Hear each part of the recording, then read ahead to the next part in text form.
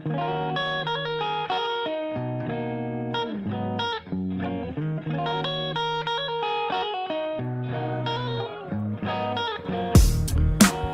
into the NBA Morning Deuce.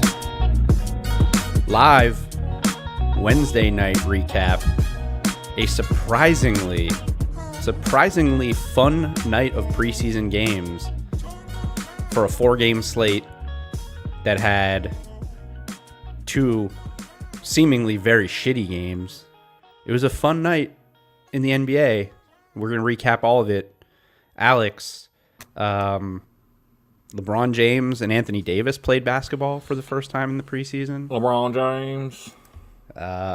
We got one of the not really the matchup, but we got to see two show favorites on the court at the same time. Bol and Harry Giles. Okay. I thought you were going with Jamal Murray there, but I didn't think blanked he got there for a second. Yet. No, I don't think Bol played with Jamal Murray. The Bulls. This is not an overreaction episode, but it might have turned into an overreaction episode because the Bulls are... I want credit for being the first guy that was high on the Bulls, if they're good. If they're bad, then forget about all that. Well, let's temper everything because they played against the Thunder. Good point. We're going to get into all that. We're going to talk about the Lakers game. That'll be the first game we talk about when we do our recap for the night. Before we get into the games from tonight, let's hit some headlines from the day.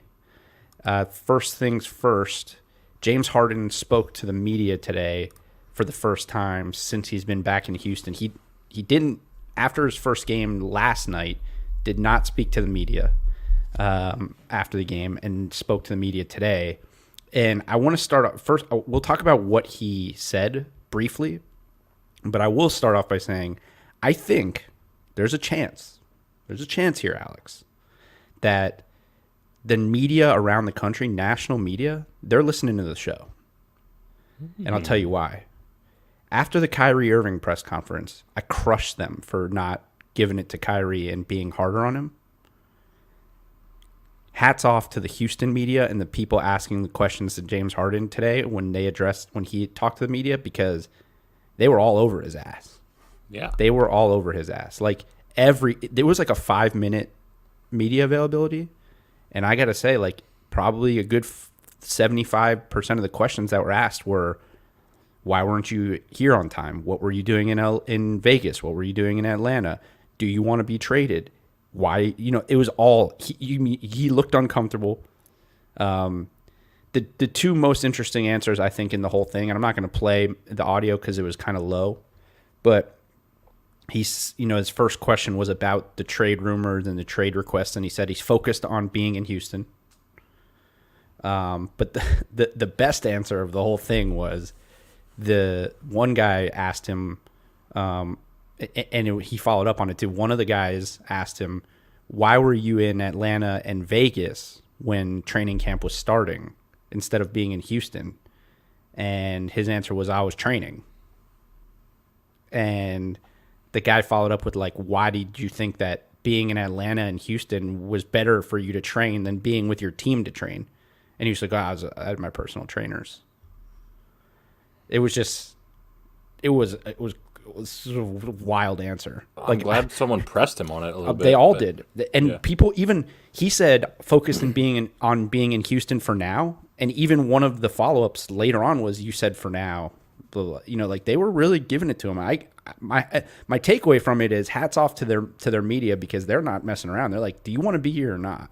Yeah, as they should be, because that's what their fans want to know, worse than anything. But yeah, I mean, that just makes the Brooklyn media look even worse after what they didn't ask Kyrie. I mean, these guys when they're up there, you got to ask them the questions the fans want to hear about. So yeah, no, it was good. I don't necessarily I do believe, by the way, based on watching him play in the game the other night, I do believe that he is actually focused on being there for the time being. And like I said, hopefully maybe they play well early on and they win some games and it changes his mind about staying there. I don't think he'll be there long. And I think, like we talked about yesterday with Giannis signing his deal and not a lot of guys being out there, the fact that there's a star even potentially available to be traded, teams might get a little more desperate. So the offers may actually start getting better as opposed to where I thought they would get worse because of the leverage. now that there's not a lot of options out there, teams might be willing to start putting together better packages for him. Mm-hmm. Yeah, I think Houston is handling it the best. I truly think Houston's going to get a really, really good deal. And I stand by what I said, that Brooklyn should have had this deal done already. But we'll see. It's going to be exciting because I think it's going to get done soon. Right. I really do. Yep. The other headline, just to hit real quick before we get into the games from tonight, Gordon Hayward, man. Fractured finger in his shooting hand. He's day-to-day. He's probably going to miss the start of the season. I've heard, some athletes say injury-prone isn't a thing, and other people say it is. If it is a thing, he is certainly an injury-prone person. He just signed a 4-year, $120 million contract, and this isn't like a season-ending or even like a long-term thing, but it's on his shooting hand, and it's also like it's not like there's reports that it's a finger, and there's reports that it's a hand. Mm-hmm. So it's his pinky bone, but it's this bone. It's not the top part of his pinky; it's this part on his shooting hand. Interesting. So for people who are listening and not watching, it's the bottom bone. It's not like the top part, like your actual finger. It's like if you were to karate chop someone, this is the part that would strike you. They call it the fifth metacarpal, is what he fractured. Nice. So very familiar with the fifth metatarsal because that is what sidelined Joel Embiid for a very long time. But I guess when they were naming these foot and hand bones, they did something similar. I don't know. Is this good analysis at all? Yeah, no. Great medical analysis. I'm going to take a sip of water. Okay. It's not a huge deal. Also, I don't think anybody's expecting a ton out of the Hornets this year. It just sucks because this guy can't stay healthy, and they paid him a lot of money. They really, yeah. So, well, he'll be back. Probably, I would say, like 3 or 4 weeks. I would imagine that this is not a thing where he can play with it at any point because it's on his shooting hand. Mm-hmm. So it'll probably be a little bit before he plays. But again, like I don't think they're probably not in a huge rush to play him. So, all right, let's get into tonight's games. We'll start off with Lakers Suns. That game actually literally just ended. That's why I don't even have the score in this graphic, but I will 112 to 107. The Lakers won. Yep, I will bring up the box score here for the people that are watching this. So, look, it was LeBron and AD's first time playing in the preseason. LeBron looked like he was just sort of going through the motions for the most of the first half, particularly in the first quarter. They got it going a little. I mean, they were up at halftime. He only took 4 shots, 3 for 4. He had 10 points. That's AD. LeBron took 10 shots, had 11 points, but he just kind of looked like he was going through it. It didn't look like he cared a ton about this game and just getting out there and getting the body warm. AD is so freaking good.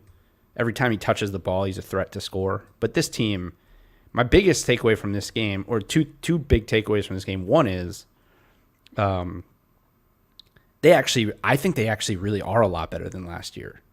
These pieces that they brought in, like Gasol eventually is going to lose a ton of minutes to Trez, but Trez is so good for this team. He just flies around out there.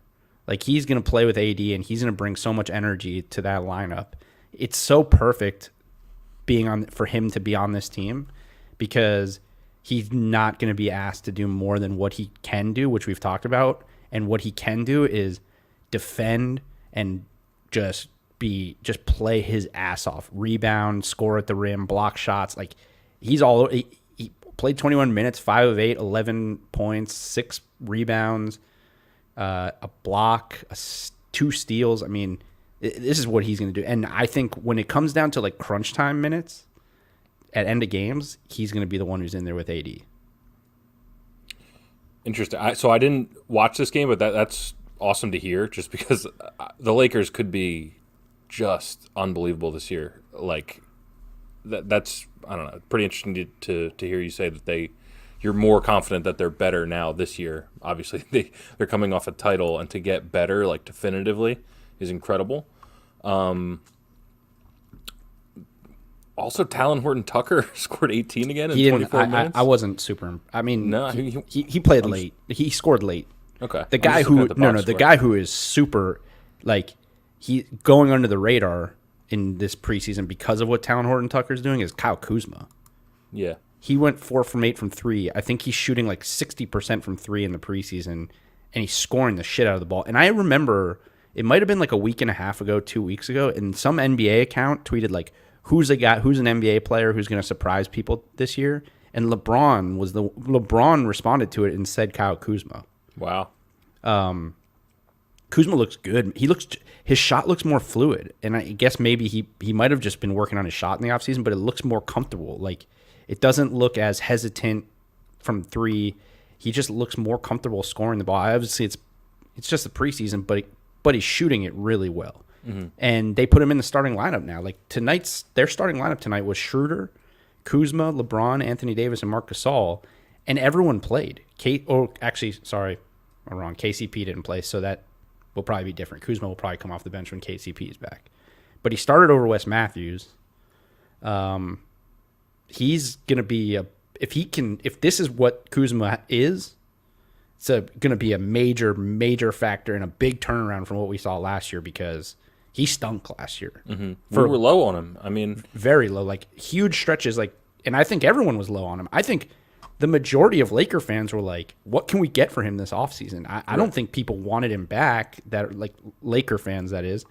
But he has really looked, at least scoring the ball, he's looked really good in these few games that they played tonight. 4 of 8 from 3. I mean, if he gives them that, he may play his way into that starting lineup. Yeah, I mean, we harped on it. We weren't saying he wasn't a good player. We were more about the fit, you know? Mm-hmm. So maybe the guy just needed to figure out how to fit better with 2 of the best players on the planet, you know? So maybe he turns it around.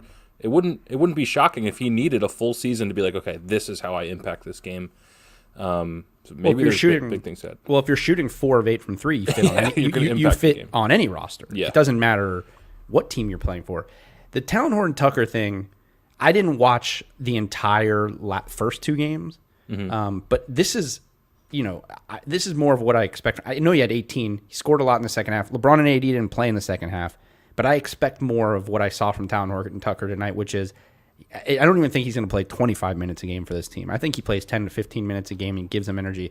Now, something interesting that I heard on the broadcast about Horton-Tucker was that he is 6'4", 234. Really?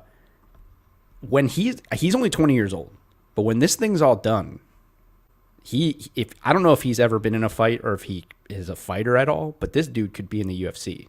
Yeah. That is a legit heavyweight body. 6'4", 234. He'd be a tall heavyweight. I don't know if I wouldn't want to fight him. That is a strong dude. He doesn't look that jacked. I mean, he does look compact for his size, but 234? Yeah, that's really surprising. I actually thought he was closer to like 6'6", to be honest. 6'4" is kind of surprising me, just from the highlights and stuff that I've seen. Dude, I'm still high on him. But you're probably right that 24 minutes is probably like his max that he's going to get, maybe less. But at least if you're the Lakers, like if a couple guys go down for an extended period of time, sure, like this dude can really help you and keep you in it for like a stretch when you don't have some scoring options. Say Kuzma goes down for a while, something like that. Yeah, I mean, yes, but again, like yes, 24 to 25 minutes I think is his max, even though he's playing well. But again, KCP hasn't played yet, and Caruso, who was one of their better defenders in the playoffs last year, hasn't played yet. Now, he could take – Caruso's not great. Caruso's fine. Like, he was good for what they needed at the time.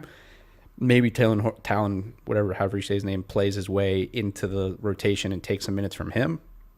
But I don't see him taking Kuzma or KCP minutes. Yeah. And both of their minutes are going to go – KCP and Kuzma and Horton-Tucker's minutes will go down probably when KCP gets back. He played so good in the playoffs. Like, if he comes back playing the way he played in the playoffs, I mean, this team's just Marc Gasol he's a minus athlete at this point in his career, but he's such a good passer. He's so crafty. He's still pretty strong, and he's just a big body. Like, 20 minutes is great. If that's where they're playing him this year, 20 minutes a game is great. Mm-hmm.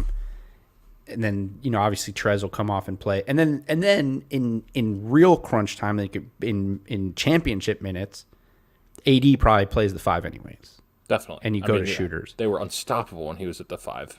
in the playoffs. Schroeder is, I think this was his first game too in the preseason. Impressive the way he, for a guy who was probably their, a second or third option, second and sixth man of the year voting last year, comes in, not forcing the issue, only took 6 shots, but just looks like he fits, plays well in pick and roll, he's a good defender. Like this team, they got better, man. It's scary for the league. It's not really fair, but they did get better. Just I know I was a little concerned about like defensively if they took a hit because they lost Dwight and JaVale McGee and Rondo and Avery Bradley. I don't think they did. Like I don't even think I think they got better. It's scary. It's definitely scary. I think we should mention from the Suns, DeAndre Ayton had 21 in 25 minutes. So, I mean, I've been saying it a lot. If the Suns are going to take that step forward, it's going to be a lot about his development. So that's a good sign for the Suns. I don't like him. I know you do. I'm not very high on him. I just don't like his either. game. I don't like his game. He's still super young. Getting Chris Paul is the best thing that's happened to his career so far in the NBA. Like Chris Paul makes him look good because they're playing in pick and rolls and he's being guarded by Marc Gasol, who can't move his feet anymore. So when he's in pick and rolls and he has to guard and get back, he's going to struggle. But it's very confused. The Ayton thing is still so confusing to me because I look at him and I'm like, he's an okay defender. He's not like a great defender. He's a good rebounder, but like I only see him score around the rim. I only see him score in the paint and around the rim, and maybe like 10 feet at the most. I don't see him shoot the ball. I'm just trying to figure out. I'm still looking back to last year's, the 2019 draft, and I'm looking and asking, what did I miss that they saw that makes him the first pick in the NBA draft? I just don't, particularly in today's NBA, like what am I missing that they see in him that I think don't it's know. his build. It's like he was just so impressively built, and he's still only 22, so... And he averaged 18 a game last year, which is crazy to me because I watched some Suns games last year. I wouldn't have guessed he averaged 18, but I don't know. See, if he can make that leap to a 20 points a game scorer or something like that, Suns are going to be in the playoffs for sure. I don't think that's going to happen. But I also don't think Chris Paul's going to be 1 for 6 for 4 points very often either. No. Who else? Jay Crowder played his first game for them tonight. He looked good. 3 for 6 from 3, 11 points. He's a good addition. Like they're going to win a lot of games. Yeah, they're going to win a lot of games. They're a good team. They're deep. They have good players off the bench, like you mentioned. Cameron Johnson still hasn't played. Or Sarge. I'm pretty high on these guys in terms of just being a good regular season team who you obviously like. They're going to be the team that midway through the year everyone's going to be like, you don't want to play these guys in the playoffs, right? They're going to be that team. And I feel like that's like Chris Paul's MO every year. Yeah, that's true. Like every team he plays for, it's like, oh, if these guys make it, you don't want to play them. Well, it's probably true about these guys again. I still think they're going to miss Aaron Baines. I think he was really good for them. Not that that's like the difference between winning or losing in the playoffs for them, but he was really good for them. And they don't really have another backup center. So. Rim protector depth is not great. I've seen Damian Jones. Damian Jones looks huge. I mean, he's 25. I don't know if that's going to be like their go-to guy when Ayton is on the bench to defend the rim, but yeah, that could be a glaring weak spot for them potentially. Yeah. Let's see. All right, let's talk Nuggets. Moving on to the Nuggets and the Blazers. Hopefully, as this loads. Nuggets, interestingly, like, I don't know why this isn't showing up, but I'll get it in a second. Jokic looks like this team just looks like they haven't missed a beat. The Nuggets ended up winning 126-95. Jokic almost has a triple-double after having 26 in their first preseason game. They are so this game was a battle of two of the deepest teams in the league, but the Nuggets' depth is just different. It's like a different type of depth from most teams. They have a team, when I watch them, that any night you could watch them for 48 minutes, and it doesn't matter who's on the floor. It's always going to be fun to watch this team. I think, yeah, especially with a guy like, I mean, we've talked about Michael Porter Jr. being the key, but yeah, there are so many guys here that could like win them the game. Jokic, Murray, Porter. Dude, we're going to talk about Bol, like holy shit. And then their depth is wild. I think I said Portland might be the deepest team in the West, but Denver might be deeper. Just loaded with good players. We know they have their stars, and then they are loaded with these solid role players. Yeah. I mean, just look at the scoring breakdown. They had 6 guys in double figures, and Gary Harris only took 8 shots. Looking smarter and smarter with Will Barton back. Just they're not gonna miss Jeremy Grant as much as that sucks to say because he played really well for them. But I think we forget that Will Barton didn't play in the playoffs, and Will Barton's better than Jeremy Grant. I think he's better than Jeremy Grant. Better offensive player, and he brings the same things to the table defensively as a wing defender. So I'm not, and then JaMychal Green didn't play well, but like you said, he's a good backup. This team, they're really good. And there's not much more to say other than in terms of what we saw them do. Jamal Murray was out there playing his ass off for a preseason game. I guess he got back in transition and had a block, and he's playing hard. Like, I don't know. You think he could be an all-star this year? I mean, I know it'll be tough, but that could be a first-time all-star. Well, I mean, if you look at the guard position, one of their all-stars is gone in the West, Russell Westbrook. So that opens and up the other one might be out the door very soon with James Harden. Right. So, yeah, it's possible. But Steph Curry's back, so there's that. Yeah. As far as the Blazers, before we talk about Bol, this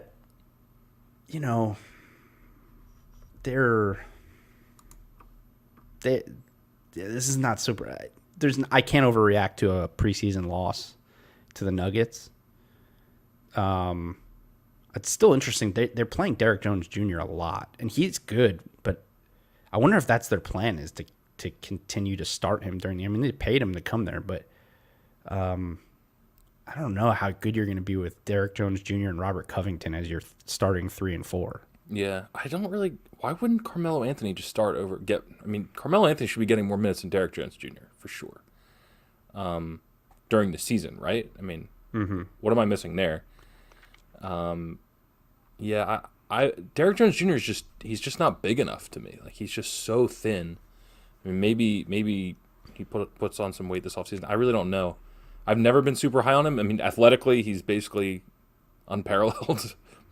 But that doesn't translate. I mean, that doesn't win you games in the fourth quarter, So, Derrick Jones Jr. actually went to my high school, so I should be high on him. I'm not that high on him. He's really good he's defender, a player, and he's super high energy guy. Like, he's played decent for them, but I don't know that you're going to have sustained success with this lineup. Yeah.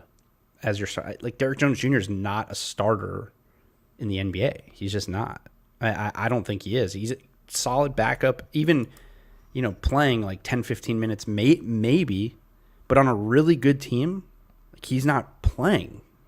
He couldn't play on the Heat. That's why they let him go. He wasn't going to play major minutes for the Heat. So if he's not playing for that, I mean, this is a pretty deep team. Like, Gary Trent Jr. is better than him, at least offensively. Rodney Hood would probably, if he's healthy, and he only played 7 minutes. I'm not sure why, but yeah, is Anthony Simons dinged up or what? Like, he was getting minutes in the playoffs last year, like here and there, sparingly, but he hasn't played. I actually thought he was a guy that could be a surprise this year. So, I mean, even our guy Harry Giles. I mean, he could play the 4, and Covington could play the 3. Not yet, but eventually. I think again the Zach Collins thing hurts them. Because when Zach Collins is back, he's probably their starter. But that's hurt them since he went down. So we'll see what happens with that. But for now, like, having Derrick Jones Jr. in there, not ideal, I don't think. So let's talk about. So I'm not sure what's happening here, right? I think Michael Malone is just sort of trolling NBA fans, particularly us.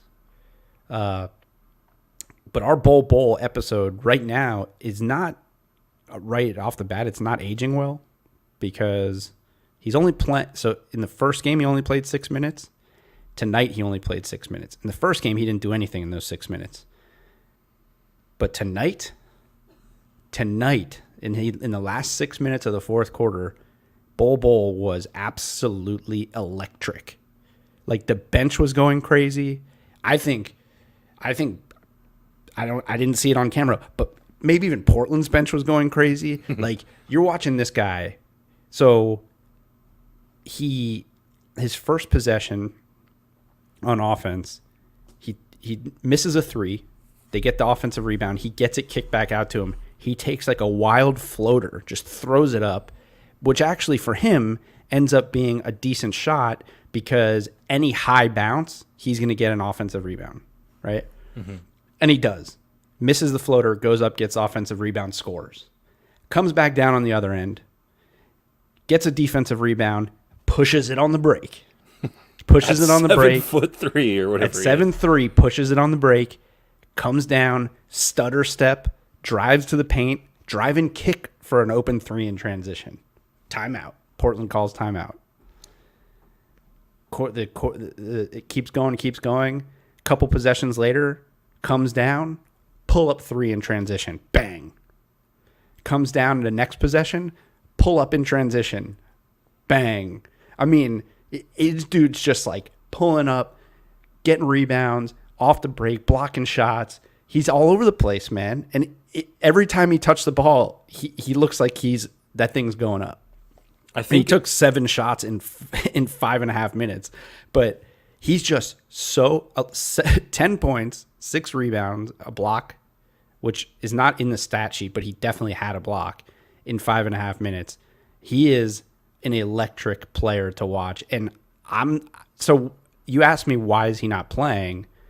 And it looks like they have decided that Isaiah Hartenstein is going to be their backup 5 to replace Mason Plumlee. And for those who don't know who Isaiah Hartenstein is, he was on the Rockets last year, but I think didn't play because he was too tall. And wasn't allowed by law to play for the Rockets last year. So the Gods Gaming, shout out. Thanks for watching. But I think, so it looks like for now, at least they trust him, maybe because he has more NBA experience. I don't know what it is. But then you see Bol come on the floor and you're like, God damn, this dude needs to be playing. Yeah. I wonder if it's a stamina thing for, I really don't know. I just know that. He's skinny too. He's very skinny. Pull-up three, I saw the pull-up three, like, if you're in a regular gym, like a high school gym, like, it's hitting the ceiling. Like, he can only shoot threes in an NBA arena. The arc is so absurd. An empty NBA arena. Yeah, exactly. If there's too much air pressure, I don't know what's going to happen.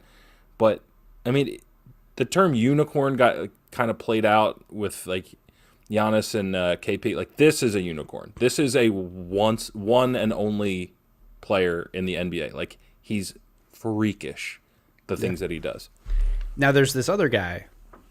I don't know if you told me whether he was drafted by them or whether they brought him over as a free agent. And I don't even know how you say his first name, but Facundo, Facundo Campazzo. And I've been seeing some buzz about this guy on Twitter. Like, people have talked about him a little. Like, people are tweeting about him, like how he's like this absurd passer. I hadn't watched him yet. That dude is just throwing ropes all over the court. Like he threw he was in transition, driving on the right side of the floor at half court. One hand whips it almost like a highlight to the left corner, from half court to the left corner for an open corner three from the right side of the court.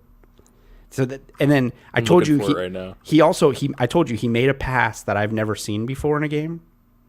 Yeah. In transition, he gets a steal, and some guy, this guy Kankar, or however you say his name, is out ahead of him in transition. So again, Facundo Campazzo. Great name, unbelievable name, by the way. Facundo Campazzo is on the right side, gets this, he's right about half court, right? gets the steal. He's on the right side of the court, right about half court. I'd say Kankar is at about the top of the key. Facundo takes the ball, and instead of like kicking, like passing it normal, passing it ahead, he like flips it like with backspin, and it hits right in the middle of the paint and just bounces up, like because of the backspin that he put on it. Yeah, and just stays there for this guy to get it and have an open layup. That is awesome. Like By the way, the presence of mind in the middle of an NBA game to be like, I'm not just going to do a normal pass here. I'm going to put backspin on it, and it's just going to stay there. It was awesome. That's incredible. I got to find that on Twitter. Your boy Kankar, by the way, his first name is Vlatko, so that connection is an all-timer. Campazzo to Kankar? Yeah. Facundo Campazzo to Vladkar Kankar. I mean, look at the names. Look at the names on this Nuggets bench. Bol, just unreal. Bol, Campazzo, Hartenstein, Zeke Nanji, Vlatko Kankar, and then Greg Whittington.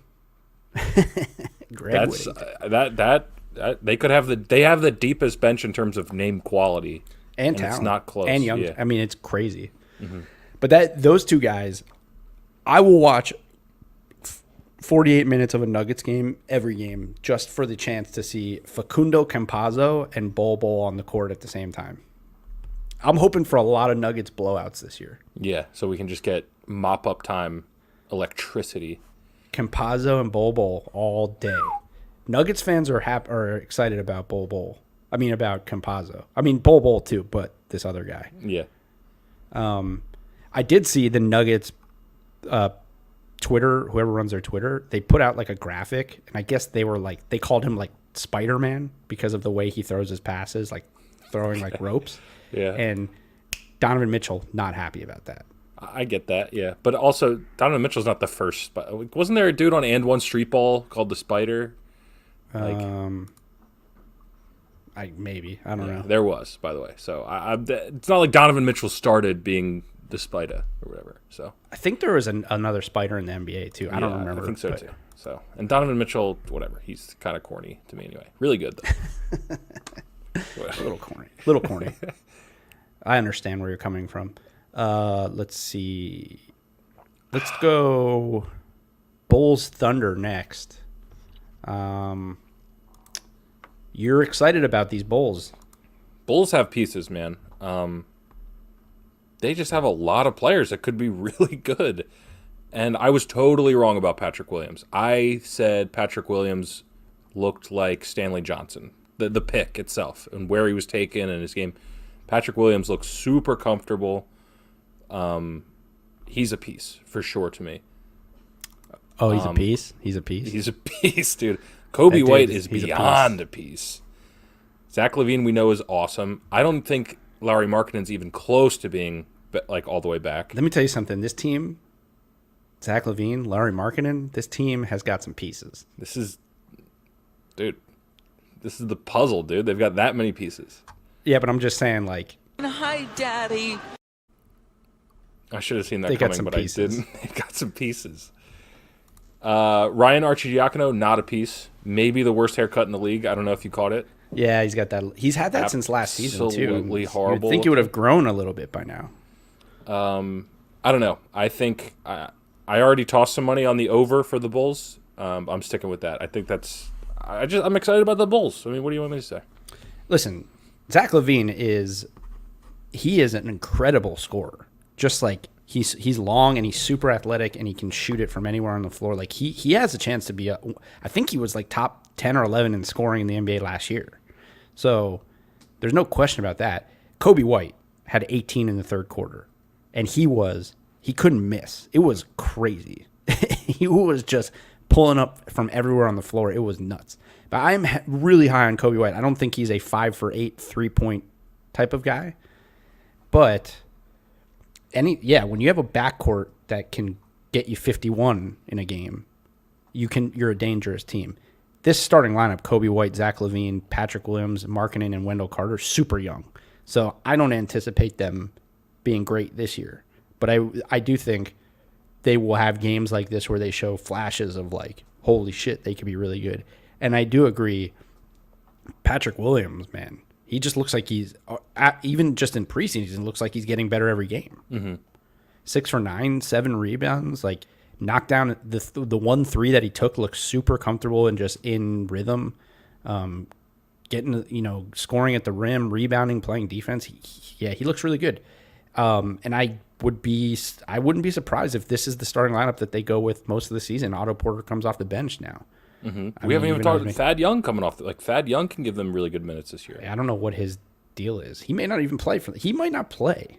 By the way, I think they may go with this young lineup and give them a ton of minutes this year and just say, hey, let's develop these guys.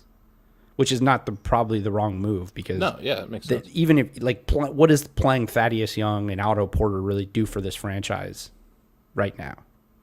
Helps me get the over. Well, I think wins. But I think I could be wrong here, but I think if you just let that starting lineup mesh and find their flow together, they probably win just as many games.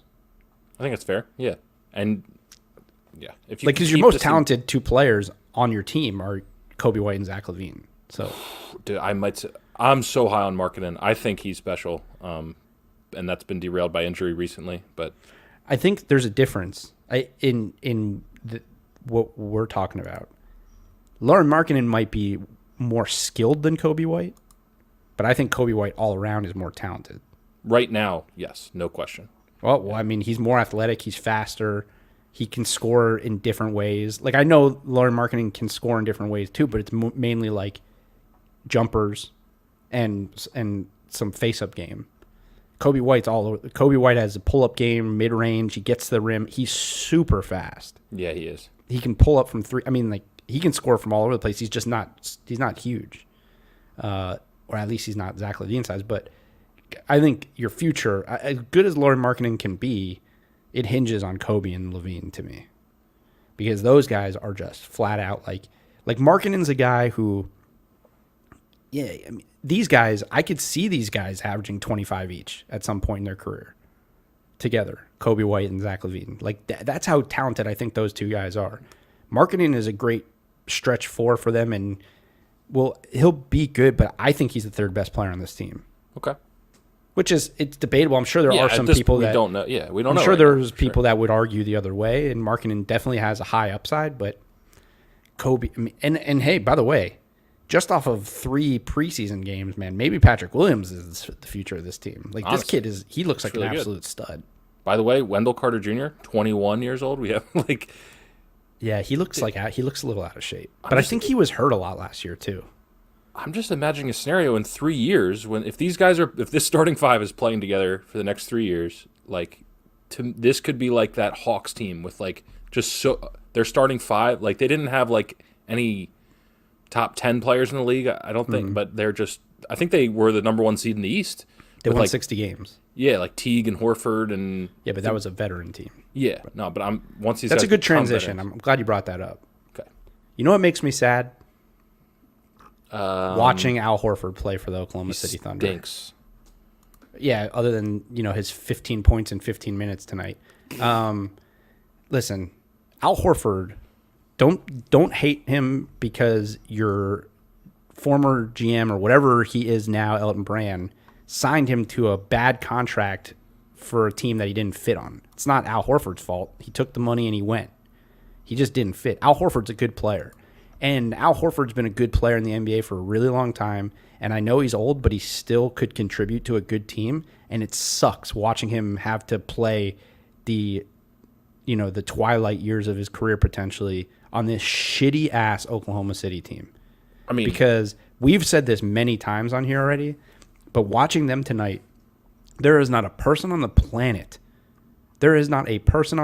who could watch this team and try to tell me that they are attempting in any way to put a competitive roster out there on the floor. This team sucks. And Shai Gilgeous-Alexander is really good, but he actually might have a down year because of how bad all the other pieces are around him. It's one thing to have some talented players around you and then be that all-star level player. For example, Zach LaVine's going to have a great year because there's so much talent around him. Even though they're young and they're not going to be great, Zach LaVine could have another great offensive year because there's at least threats on that team. Shea is in a different situation where Shea might be as good as Zach LaVine at some point, and maybe he's already as good, but the rest of the team sucks so bad that you don't have to. I mean, there's just nothing. Lou Dort looked the opposite of what he looked in the playoffs. He couldn't stay in front of Zach LaVine to save his life in this game.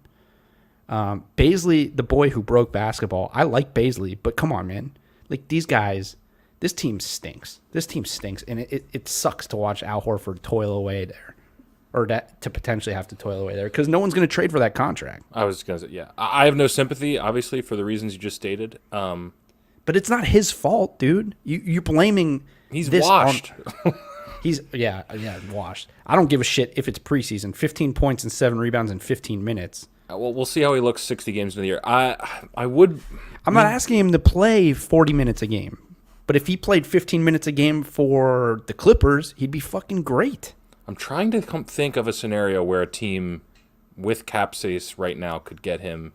Like, there really aren't many teams with cap space right now, but like if a team with space overperforms, you know the Thunder will do anything. Maybe, like, here's the thing. Here's something I could see potentially happening. After this season, if the Heat lose late in the playoffs again and their front court doesn't look good, they're the kind of team that'll have money next year that if there's not somebody out there to go get, maybe they go get him to shore up their front court next year with Bam, because right now they're starting like Mo Harkless at the 4, and then the guy, if Precious isn't ready or something. I don't know. That's like but this year I don't think there's going to be, and I just only bring up the Heat because I know off the top of my head their cap situation for next year because of the Giannis thing. But that's the type of thing you'd have to have happen. I don't see anybody trading for him this year. Yeah, probably not. I think the other team that has always kind of been linked to him is Dallas. So that's possible. I don't know. I feel like they don't have space. Dwight Powell makes like $11 million. I think you could probably piece together enough players if you're willing to give. I mean, if you can get $30 million worth of contracts and just offer Sam Presti a first-round pick in the next 10 years, he's going to give you Al Horford. I know. That's what I'm saying. I feel like they're going to trade him by the deadline somehow. Good. I hope they do. And you know what? I hope it's Dallas, because Dallas is going to be really good this year, and I hope he plays for a good team. He's been really good. He's kind of been underrated. Like, for a long time, he was one of the best centers in the NBA. And until he went to Philly, he was still one of the best centers in the NBA. He had a down year because he didn't fit in the system. He's still a good player, and it sucks watching him play on this shitty-ass team. Yeah. I'm looking at Dallas right now. I just don't see any way they can scrape together. Well, they need to trade Tim Hardaway Jr. and James Johnson. Probably won't do. I don't see any way they can really make that work and get better at the same time. But yeah. Well, he should have negotiated a no-trade clause or something. I don't know when he signed that big ass. Those are my takeaways. This team sucks, and it sucks to watch Al Horford play for this sucky team. It's a fair take, but I'm not. I don't share in your sympathy. You're a fucking hater. Last game of the night was Knicks Cavs. The showcase game. I had a buddy text me, I think Mitchell Robinson is too stupid to live up to his potential. He's a diehard Knicks fan. I should have prefaced it with that. Well, I'll say this. Andre Drummond looks like a man on a mission so far in the preseason. He looks great. He's also, by the way, 2 for 5 from 3. So if he shoots 40% from 3, that's a whole other aspect of his game. But he looks really good. Like, he just looks like he looks motivated is what he looks like. He looks motivated to prove that he deserved to be the guy that they paid. And he's clearly, like, not even close the best player on this roster right now. Even probably better than Kevin Love, right? Like, he's better than right now. Okoro looked good, but for the Cavs at least in this game. By the way, the Knicks won 100-93. Furious rally. They were down like 18 in the fourth quarter. Made a furious rally. Shit. They won the fourth quarter 34-13. So yeah, right. But we'll talk about the Knicks in a second. But as far as the Cavs go, Okoro looks good, but Drummond looks really good. Not that that's going to make them a competitive team this year, because this roster is also not very good. They started our guy Thon Maker, which is interesting. See that? Did not play well. No. But Drummond looks like an all-star, by the way. Like the way the first game I don't know if he got in foul trouble or they didn't play him a lot. First game he didn't do much, but last game, in his second game, he had 17 points and 11 rebounds in 23 minutes, and then tonight he had 18, 14, 5 assists in 20 minutes. And like I said, he's 2 for 5 from 3. Like, that's pretty damn good, dude. Yeah, it is. Our YouTube commenter Travis Elkins says Drummond always does this in the beginning of the season. It's fair. He also says Darius Garland looks better this year. Well, I was going to mention, like, Garland, he didn't look great. He looked okay. I would trade. I think I mentioned this a while back. I would trade Garland. I think his value is at a certain point. I would look at potential, and especially watching how good Okoro is. I think Okoro could be the 2 with the young bull when he comes back, Colin Sexton. Mm-hmm. And that could be an interesting backcourt, and you might be able to get some value for Darius Garland. Drummond, well, here's the thing about Drummond. I don't know. Well, he does this at the beginning of every year, but he also has, I think he's led the league in rebounds for like the last 4 years. Almost definitely going to lead it again, too. So he does that every year, but he doesn't, I don't think he goes 2 for 5. And I know that's a small sample size, but I don't think Drummond goes 2 for 5 from 3. Like 40%, even if it's a small sample size, it opens up his game. His handle looks better. I don't know. Look, Travis Elkins, maybe you're right. I admittedly have not watched enough Detroit Pistons basketball over the last few years to know if he does this at the beginning of every year. I'm just saying, for a team, he's 27 years old, right? So he's just technically entering his physical prime, and he's already a freak, obviously. For a team that doesn't, outside of Okoro and maybe those 2 young guards, but we don't know much about them yet, doesn't look like there's a whole lot going on. Drummond looks like the signing actually might pay off for them based on what he did. I mean, I know you're relatively high on Jetty Osman. Is there any shot on earth? No. I'm not high on him. He's a good player. He's not a good player. I think he's a good role player for any team. He fits everybody. He plays hard. He's a good defender. He can shoot. I don't think you're doing much of anything ever if he's your starting 3. Okay. Do you think this team has a prayer at the 8th seed or no? No, absolutely not. Yeah, I don't either. I bet. Absolutely not. I mean, there would have to. Okoro would actually have to end up being like even better than what we have seen so far, and he's looked good. But he would have to end up being like a 20-something point a game scorer, like a stud wing, which is possible. Mm-hmm. You don't know. It's small sample size again. It's preseason, but I don't know. But I do know I don't think this team has a shot at the playoffs. As far as the Knicks, man, I will say this. It's not going to take long for New York Knicks fans to hate Tom Thibodeau. They are not going to like watching this team play basketball. By the way, it took, what was the number? 34-13 in the fourth quarter in this game? That was the number, yeah, fourth quarter.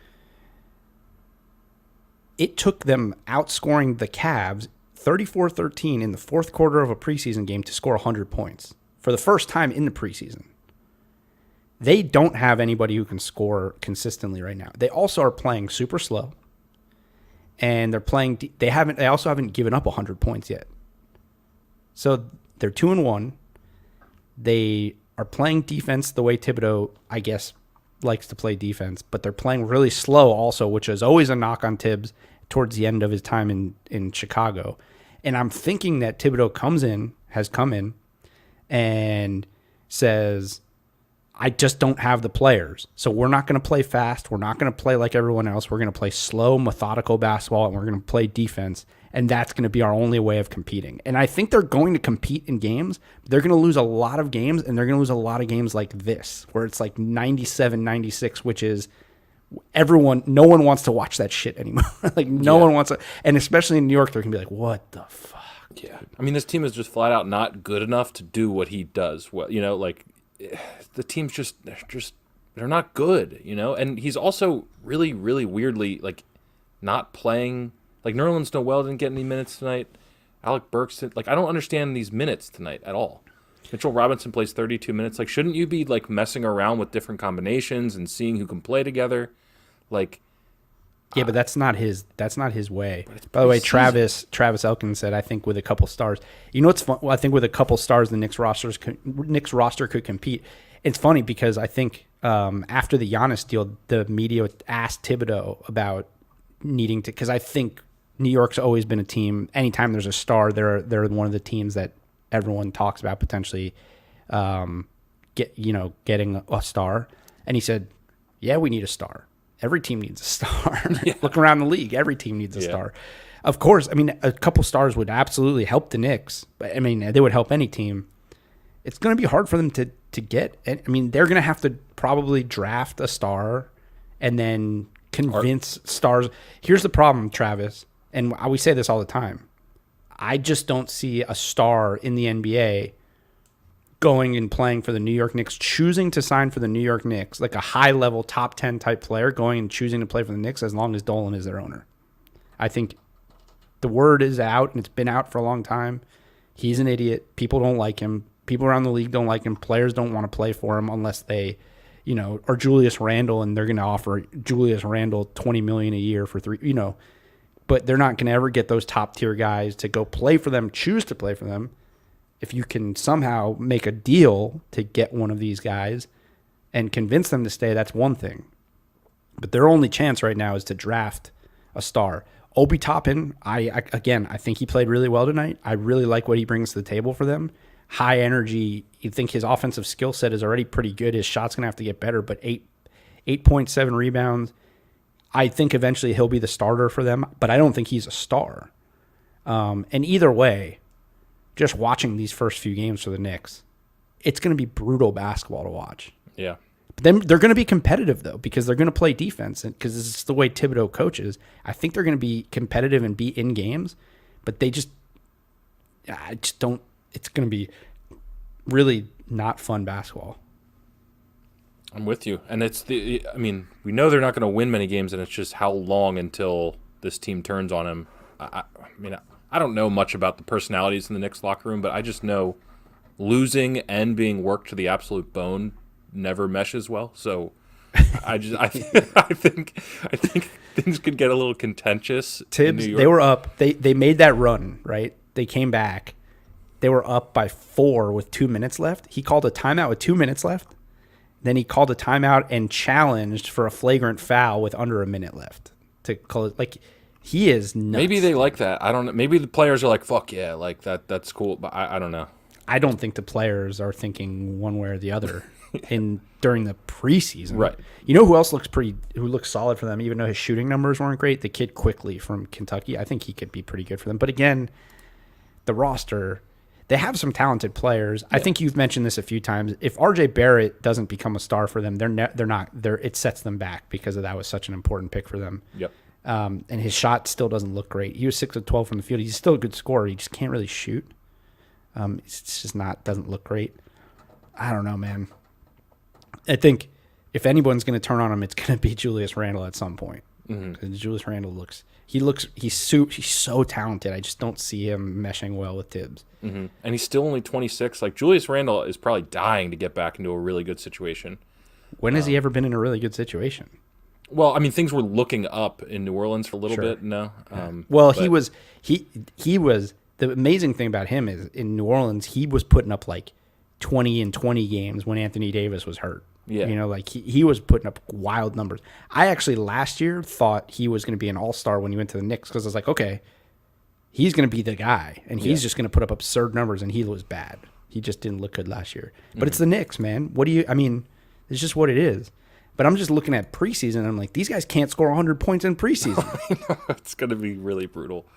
I think and it's the Cavs. Mm-hmm. And who'd they play their last game? I don't even remember who they played in their last game. Oh, it was horrible. It was the Pistons. It was Travis Elkins' team, the Pistons. Yeah, they've played the Pistons twice, and they played the Cavs, and they scored 100 points once. Part of that is just that they play at a slow pace. They're one of the slowest paces in the league in preseason. And that's why fans are not going to like them. Well, and there's also a reason that style of play is going to the wayside, because teams that run a faster pace are winning more. So I just don't. It's a mix. I mean, you got to be both. I think you have to play a little bit up tempo and you have to defend, which I guess. Now here's the thing, right? In these 3 games, it's preseason. He's playing his guys till the end, because I remember the first game he subbed all his starters in, and they were up like 13 with like 4 minutes left. Nuts, but... So here's the thing. So far, we've seen that they can defend well against 2 really bad teams, 2 of the worst teams potentially in the NBA. But they also can't score against 2 of the worst teams in the NBA.